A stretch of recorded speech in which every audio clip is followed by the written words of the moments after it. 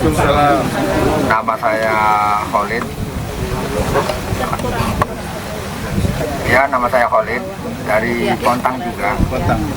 Ya, artinya kebetulan saya kesini ada acara diundang dan memang sebenarnya kita dengan kawan-kawan juga lagi mengkonsolidasikan ini. Artinya kekuatannya itu harus dibangun dari mulai Pontang, Kertayasa, Menara, terus sampai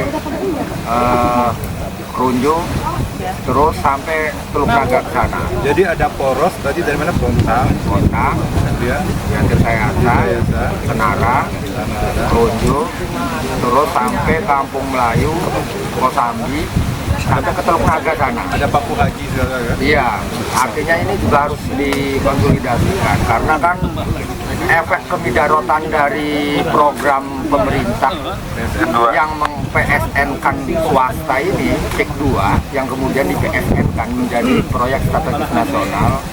Nggak tahu strategisnya buat siapa, yang jelas nggak strategis buat hidup kami sebagai nelayan gitu kan.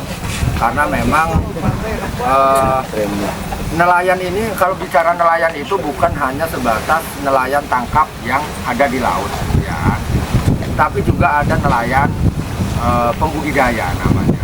Nelayan pembudidaya itu nelayan tambak, dan di tambak itu banyak sekali kegiatan masyarakat yang mencari nafkah di situ. Ya, salah satunya biasanya di tambak itu selain budidaya bandeng, ada budidaya ikan udang paname, dan selain itu juga ada juga pencari kepiting, ngobor malam-malam atau bebantu kalau bahasa sini gitu kan. Ada juga penangkap rebon banyu yang bahan baku terasi itu. Dan itu komunitasnya enggak 100-200 orang tapi ribuan orang kalau kita hitung dari mulai daerah Dadap sana sampai ke Pontang. Belum lagi nelayan dok-dok itu yang suka, dok-dok itu dia mencari udang di bantaran sungai Muara gitu. Jadi dia malam juga ini. Ya, ini malam juga, kerja malam juga, nyeser lah lamun bahasa sini ya. Nah, artinya kalau seandainya PSN ini kemudian menggusur lahan-lahan pertambakan yang kalau diceritakan kata DKP kemarin setelah audiensi itu, oh ini kita hanya menggunakan tanah perhutani yang tidak produktif katanya. Ya saya pikir kata siapa gitu kan, karena perhutani juga kan pertambakannya juga dikelola puluhan tahun oleh masyarakat, oleh warga. Kemudian jangan sampai istilahnya kalau kata Kang Magdes sendiri, oh ini perhutani ini tanah misalnya anggaplah milik negara misalnya kan, nah, negara dijual lagi gitu kan. Jangan terjadi ya ada tanah yang sebutnya negara dalam negara gitu kan, itu ininya yang jadi masalah. Nah, artinya kalau kita hitung secara hitung-hitungan ekonomi secara mikro gitu kan, ini juga akan menggusur juga mata pencaharian petani tambak, menggusur masyarakat yang mencari nafkah di wilayah pertambakan, juga wilayah nelayan. Itu kerugian mikronya. Lah ya, saya pikir saya sebagai masyarakat kecil gitu kan, saya juga pernah berpikir, lo ini duitnya sebesar apa sih ini Haguan ini gitu kan. Haguan ini sebesar Banyak. ya, artinya mau membebaskan lahan yang konon katanya 1.700 hektar, yang tapi di lapangannya sampai ratusan ribu hektar gitu kan, yang buktinya apa yang diceritakan oleh Pak Heri tadi, faktanya sampai Pontang, sampai Lindung, sampai Karangatu sana gitu kan. Jadi ini isunya udah santer, calon-calon tanah itu santer sekali gitu kan. Karangatu Pati Kope ya? Pati Kope sana gitu. Nah, artinya ini kalau kita lihat otomatis kan ujung-ujungnya kalau kata Pak Heri ada sempat kejadian, artinya sebenarnya mereka ini beli tanah ini ini hanya sebatas DP. Dia nggak langsung cash. Jadi sifatnya DP. Nah, dari DP ini kemudian diambil suratnya, ditaruh di notaris yang ditunjuk. Tapi yang ditunjuk oleh si calo ini adalah kepanjangan tangan si Aguan, atau misalnya si inilah pengembang gitu kan. Nah, kemudian ini kadang-kadang di notaris A juga bisa jadi pindah ini surat-suratnya. Bisa pindah karena sekarang ini isunya juga, masalahnya juga ketika tahu isu yang berkembang bahwa ini juga akan berbahaya, akhirnya mereka juga coba untuk mengambil kembali surat tanah yang ditaruh di notaris itu ternyata memang pindah, lagi dibawa dulu lah. Jangan-jangan artinya di sini surat-surat ini lalu kumpul, kemudian seolah-olah ini sudah dibebaskan gitu kan, udah dibebaskan, udah cash gitu kan, kemudian ini untuk mendapatkan ILO. Padahal masih DP gitu kan. Ini dijadikan seolah-olah ini ILO, untuk ngambil ILO, izin lokasi gitu kan. Syaratnya kan harus dibebaskan 50+1. Maka kalau dibebaskannya itu misalnya 2000 hektar, minimal kita sudah membebaskan 1100 hektar gitu kan. Nah, padahal mereka ini belum bayar di lapangan gitu kan. Paling 200-300 juta gitu. Nah, artinya kalau misalnya jangan-jangan lagi gitu pikiran seujon, kalau bahasa saya nih, buruk sangka saya gitu kan. Ya wajar dong kalau saya buruk sangka, karena dengan buruk sangka ini saya berhati-hati sesungguhnya gitu kan. Lagi berhati-hati, waspada gitu kan. Nah, kemudian ILO ini buat pinjam uang gitu. Jangan-jangan Haguan juga nggak punya uang gitu. Buat pinjam uang di bank gitu kan. Kemudian dari bank itu baru lunasan gitu kan. Lah kemudian anggap saja misalnya kreditnya macet. Misalnya anggaplah untuk dijadikan tanah uruk, dikapling-kapling, dijadikan apartemen, per apartemen 1,7 miliar. Misalnya kan gitu kan, yang beli orang Cina daratan masuk ke sini gitu kan untuk membeli apartemen itu. Nah, anggaplah macet kreditnya. Yang dirugikan juga kan pihak bank. Ya, kalau ngomong bank berarti nasabah. Kalau ngomong nasabah ya berarti kita semua, bapak-bapak semua, masyarakat juga gitu kan. Ini juga yang jadi saya mikir kerugian makronya. Nah, kemudian anggap aja kalau misalnya utangnya di luar negeri gitu kan, otomatis cairnya juga kan lewat BI juga. Kalau kreditnya macet itu berarti kan otomatis yang dirugikan ya yang di order ditekan-tekan ke negara juga. Ngomong negara, ngomong kita lagi gitu kan. Iya, artinya saya bicara ini gitu kan, sah dan wajib hukumnya kita sebagai masyarakat ini menolak. Nah, saya pikir PSN ini juga kayak seperti surat sulapan gitu, bin salabin keluar. Nah, kemudian PSN ini gitu kan yang bikin ngeri saya sebagai masyarakat gitu kan. Lah, dengan aturan PSN ini seolah-olah ruang kita di sini gitu kan, baik di Pontang, baik di Tirtayasa, baik di Tenara, baik di Tangerang, itu seolah-olah seperti peta di atas meja gitu kan, yang mereka asal surat-surat sembarangan. Dia nggak tahu itu ada manusia di situ gitu kan. Yang kalau kita berpikir manusia berarti kita berbicara tentang sosial, berarti bicara tentang ekonomi, bicara tentang politik, lingkungan, ilmu dan teknik, filsafat, agama, sampai gitu kan. Bahkan hubungan manusia dengan sesuatu yang indah seperti sekarang ini kita kumpul, masih bisa melihat pemandangan laut yang indah. Lah, nanti kita nggak bisa lihat begini. Betul. Nah, artinya ada ruang yang dirampas oleh mereka tentang sesuatu yang indah, tentang sesuatu yang sifatnya hubungan kita dengan uang, ekonomi gitu kan. Ada juga yang dirampas hak kita yang hubungannya sesuatu dengan pemikiran. Ya artinya bagaimana kita bisa berpikir tentang sesuatu pemikiran yang dalam kalau kita sehari-harinya diurusin dengan persoalan konflik gitu kan. Dan begitu juga kita sebagai beragama kita akan terganggu. Benar apa yang dikatakan Said itu, membangun satu masjid tapi yang dirusak 100 masjid. Iya. Itu. Itu yang jadi masalah. Artinya Benar, Pak. kalau udah kumpul di sini berarti kan artinya kita ini sudah digerakkan oleh Allah, kumpul di satu titik gitu kan, di mana titik ini tempat bergabung atau berkumpulnya mudah-mudahan seluruh kehidupan di sini. Amin. Yang ini akan menjadi pergerakan perlawanan ke depan. Dan insya Allah teman-teman Teluk Naga yang kemarin, yang bakaran kemarin itu sebenarnya penjualan tahan pemikiran waktu kita di Al Jazeera. Oh, betul. Ya, Al Jazeera itu hari Kamis tanggal 7.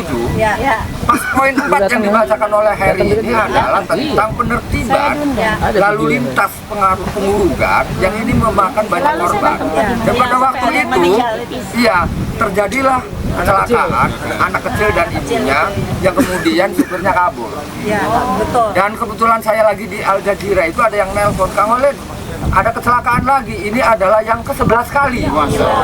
Gitu. Bagaimana ini? Udah kata saya, cari malter yang besar, getok. Hajar. Baru langsung bergerak gitu kan. Nah ini adalah potret gitu kan, potret perlawanan. Nah, alangkah lebih indahnya jika ini teman-teman dari kampus, ibu-ibu yang wawasannya lebih luas, jaringan ke tingkat elitnya gitu kan, ini juga bisa disuarakan. Dan insya Allah kita juga akan terus menganyam ini, akan menjadi keberkesinambungan gitu kan. Kita terus akan kolaborasi. Iya, ya artinya sesungguhnya kita ini teman-teman yang di bawah ini, ya artinya saya kalau nggak salah namanya ini ya, biasa kalau kita bergerak tuh saya bawa benderanya itu namanya FKPN. FKPN, panjangnya Pak. FKPN itu Front Kebangkitan Petani Nelayan. Iya. Keren. Nah, front ini terbentuk itu karena ada tambang pasir di Teluk Banten. Tambang pasir ini materialnya buat PEK 1 Pulau G. Termasuk terakhir kita pertempuran tentang penambangan pasir ini kita gugatan di Jakarta. Kebetulan yang menggugat itu atas nama Kesatuan Nelayan Tradisional Indonesia. Tapi data-datanya dari kita, bukti-bukti pencuriannya, pelanggaran AMDAL-nya gitu kan. Kemudian siapa aja yang terlibat. Ternyata persoalan tambang pasir aja ini nggak main-main keterlibatannya. Bagaimana orang-orang elit gitu kan membuat politiknya ini. Nah modalnya ini dari itu. Justru kita melihat pertempuran sejatinya, medan perangnya adalah di PIK. Disinilah perang investasinya. Di sini sebenarnya Mak. Gitu. Artinya lilitan politik di Indonesia ini tidak lepas dari dana mereka. Dari mulai Ahok jadi gubernur, Jokowi jadi gubernur, setengah main diangkat dari RI, kemudian Jadi komisaris Pertamina. setelah si Ahok mau nyalon lagi perang dengan Anies, kemudian Ahok terjebak Al-Maidah 51, yang itu juga diskusinya di Pulau Seribu, ya kan? Kemudian bergolaklah itu. Nah, akhirnya sampai banyak isu gitu. Tidak selesai di situ, sampai ke tingkat Prabowo Jokowi yang tahun kemarin. Nggak selesai di situ. Termasuk Prabowo sampai sekarang gitu kan menjadi ketuanya Jokowi di cokok hidungnya. Saya nggak percaya kalau Prabowo masih berpihak kita. Ais, mantap, mantap. Mereka. Allahu Akbar. Ya, artinya kenapa saya ngomong begini? Saya ngomong begini artinya biar teman-teman melihat bahwa yang kita lawan ini adalah raksasa. Raksasa. Enggak bisa artinya. Raksasa. Bentar ya. Ya, makanya kan kata Heri, yang paling berbahaya itu adalah ketika mereka menggunakan uang di bawah. Iya, membelah bambu, yang satu dikasih, yang satu enggak ribut. Yang satu pro, yang satu kontra. Nanti lembaga-lembaganya juga yang mendampingi. Oh, ini lembaga A. Siapa nih? Lembaga B, kasih juga. Dan siapa tahu orang yang kumpul di sini juga ke depan di tengah jalan bisa jadi lawan. Terkontaminasi. Bisa jadi, itu terjadi. Mudah-mudahan jangan, Pak. Alhamdulillah, ini mah di saya juga di bawah pengalaman saya buat aliansi dari Merah Putih, dari Gerakan Mahasiswa Serang Utara, dari macam-macam lah. Banyak itu pertamanya, tengah jalan. Balik kanan. Ada yang masuk angin.